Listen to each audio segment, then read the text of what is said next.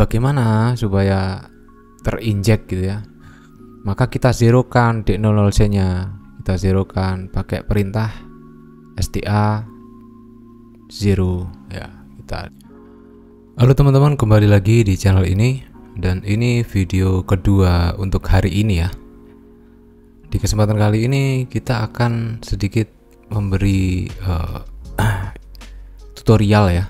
Jadi mungkin banyak teman-teman kita itu yang masih bingung mengenai mapping hardware ya. Apa sih sebenarnya kegunaannya mapping hardware itu ketika di Windows gitu ya? Saya sering biasanya melakukan mapping manual ya kalau saat remote gitu ya, saat memakai saat teman-teman kita order jasa remote gitu ya. Saya selalu mendata manual karena kalau nggak didata nanti bingung gitu ya teman-teman ya. Maksudnya bingung dalam artian ketika kita melakukan fix driver gitu di post install gitu, itu akan mengalami masalah gitu ya, atau tidak tahu letak-letaknya hardwarenya apa gitu ya.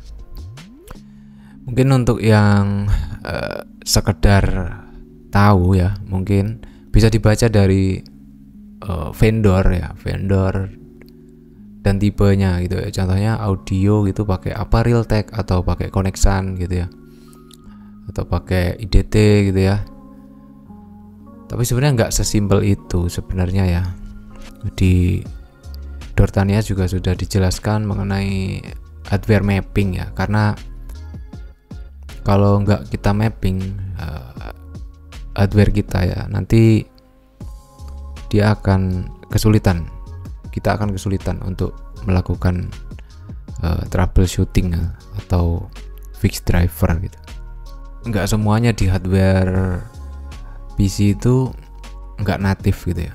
Jadi ada beberapa yang memang sudah native dan tidak perlu kita melakukan penambalan gitu ya.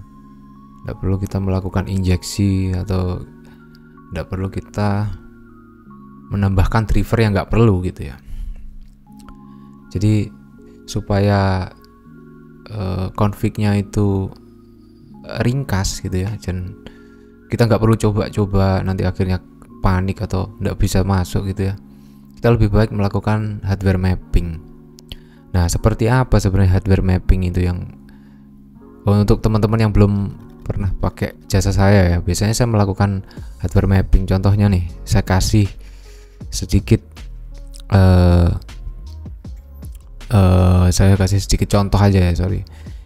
Yang paling mudah itu di Ryzen ya, kita bisa membedakan karena Ryzen itu addressnya itu benar-benar sangat berbeda dengan Intel ya, atau mungkin di Intel generasi 11, 12, 13, 14 itu memang berbeda addressnya, tapi lebih kelihatan banget di Ryzen gitu ya.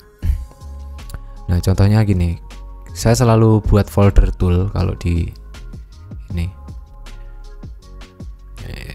ciri khas saya ya. Kalau kita buka, kita bikin hardware spesifikasi, kalau saya bisa nyebutnya hardware spesifikasi. Nah, sebenarnya bisa tanpa Windows ya, cuma ya saya terbiasa dengan mapping di Windows karena hardwarenya masih natif itu di Windows. Kalau sudah di Mac nanti bentuknya sudah berbeda gitu ya. Jadi saya bingung juga. Jadi saya lebih memilih dari Windows karena problemnya nanti akan mudah terselesaikan gitu, dan addressnya jelas gitu ya. Nah, contohnya ini ya, contohnya grafik atau mungkin audio ini memang nggak ada ACPI addressnya ya. Ini di bagian depan sini saya selalu menuliskan atau mengcopy hardware ID ya. Hardware ID itu yang menentukan vendor dan juga device ID ya.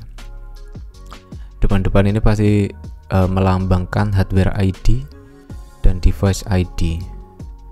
Nah, dari data vendor dan device ID ini kita nanti akan tahu vendor apa yang dipakai pada hardware tersebut ya. Contohnya kayak ini Broadcom itu di vendor ID-nya 14E4, device ID-nya 43A0 ya. Yang CS2 ya. Kalau yang ada juga yang B0, 43B0, ada juga yang 43 berapa gitu ya. Berbeda-beda. Jadi kita harus tahu dari sini nanti tipenya akan berbeda juga gitu ya. Contohnya nih, di sini RX 550 nih, 699F ini kalau di Windows ya. Nah, setelah masuk Mac kan nanti akan di spoofing ke 69EF gitu ya, atau 69FF gitu ya. Karena nanti akan di spoof ke 560 kalau enggak tipe Bavin itu ya, Bavin Core ya. Nah, lalu setelah kita memahami vendor dan device ID ini, kita akan menentukan addressnya. Addressnya itu di mana, di ACPI mana gitu ya. Nah, saya berikan contoh itu dari NVMe aja ya, atau NVMe atau pun audio ya yang paling sering. NVMe kadang itu terbaca sebagai eksternal gitu, jadi warnanya emas gitu, kuning gitu ya, bukan kalau kita lihat dari sini kan, kita kalau lihat Mac kan warnanya abu-abu semua gini ya kalau terbaca internal ya. Kalau eksternal nanti kuning gitu ya. Jadi kadang NVMe-nya nyelonong warnanya jadi kebaca eksternal. Nah, itu nanti kita akan melakukan penambalan di area sini nih. Nah, di area sini, di area address ini nih, supaya terbaca sebagai internal gitu ya. Karena kadang itu Apple tidak bisa merubah addressnya sesuai keinginan mereka gitu. Kadang sistem operasinya gagal merubah ACPI defaultnya si PC tadi gitu ya, motherboard tadi. Kadang di skip dan kebacanya sebagai eksternal gitu. Jadi kita harus melakukan injeksi manual gitu. Itu seperti itu contohnya. Nah, ini misal NVMe-nya nggak jalan gitu ya, atau kebaca sebagai eksternal gitu. Nah, gimana cara menginjeksinya? Itu nanti kalian bisa cek di SSDT NVMe di Google atau GitHub gitu ya. Pasti ada nanti. Nah, di sini kan GBP5 ya, GBP5. Kita bisa lihat nih GBP5. Ini nanti tujuannya ke arah situ ya teman-teman ya, GBP5, karena memang NVMe-nya nggak terinjek dengan benar, kebaca eksternal ya. Jadi kita injeksi dari sini gitu ya, supaya ya sebetulnya cuma ini aja, syaratnya tuh di zeroin pakai STA ini ya. Kalian bisa kasih DSM ya, seperti ini. Sebenarnya pakai zero ini aja juga bisa, nggak perlu DSM ini ya, seperti itu. Oke, jadi sudah ada bayangan ya. Nah, kadang teman-teman juga pasti bingung setelah GBP5 ini kenapa kok zero gitu ya. Nah, cara ngelihatnya gimana? Cara ngelihatnya gampang. Kita ambil di SDT-nya ya. Di SDT selalu kita ambil. Nah, kita cari aja di pencarian Command F. Misal nih Command F. Ini bagian apa nih? GBP5. Nah, di sini GBP5 device GBP5 ya. Nah, geser ke bawah aja, geser ke bawah di bagian kiri ya. Nah, karena dia device, pasti di bawahnya juga device nih teman-teman ya. Nah, device juga. Yang scope paling yang ini nih, scope ini device. Scope device, lalu ke bagian GBP5 device juga. Nah, di sini ada device. Nah, pasti NVMe tadi akan terkonek ke arah sini, walaupun di sini 00 ya. Karena di Windows nggak kebaca. Ya kalau dia di BIOS mungkin kebaca. Ini karena di location patch Jadi dia kebacanya 000 ya, seperti itu ya. Pokoknya kalau di location patch biasanya dia kebacanya 000 000. Nah, kalian harus cek manual di DSDT orinya. D00C ADR 0x 0f, maka kita anggap ini itu internal ya, FF ya. Lalu bagaimana supaya terinjek gitu ya?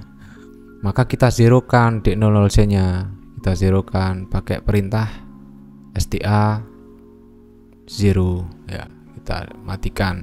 Lalu karena dia sudah dizerokan, sedangkan NVMe itu tetap terpasang ya, terinjeksi di sini, maka kita rename namanya jadi device NVMe contohnya. Ini juga bisa dirubah NVMe atau NVMe, NVM1, NVM2 gitu ya.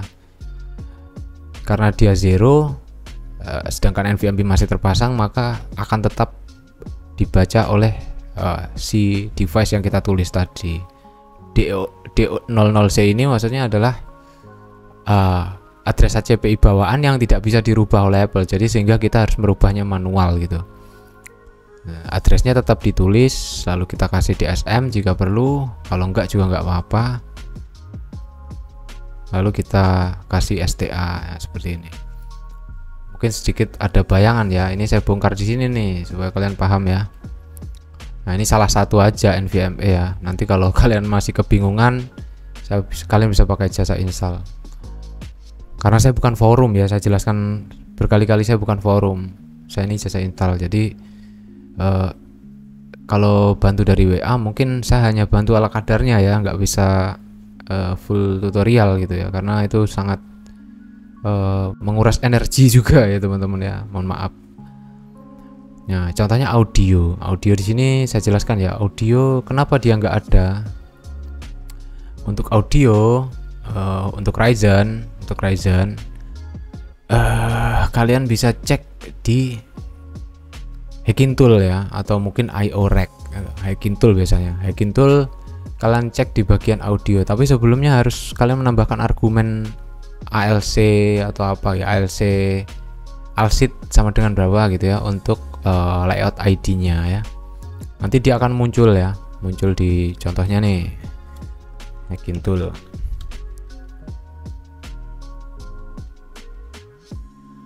Hacking Tool di bagian sini, bagian PCI ya. Nah, di sini kalian cek aja di bagian sini ya, audio ya, sound, audio device.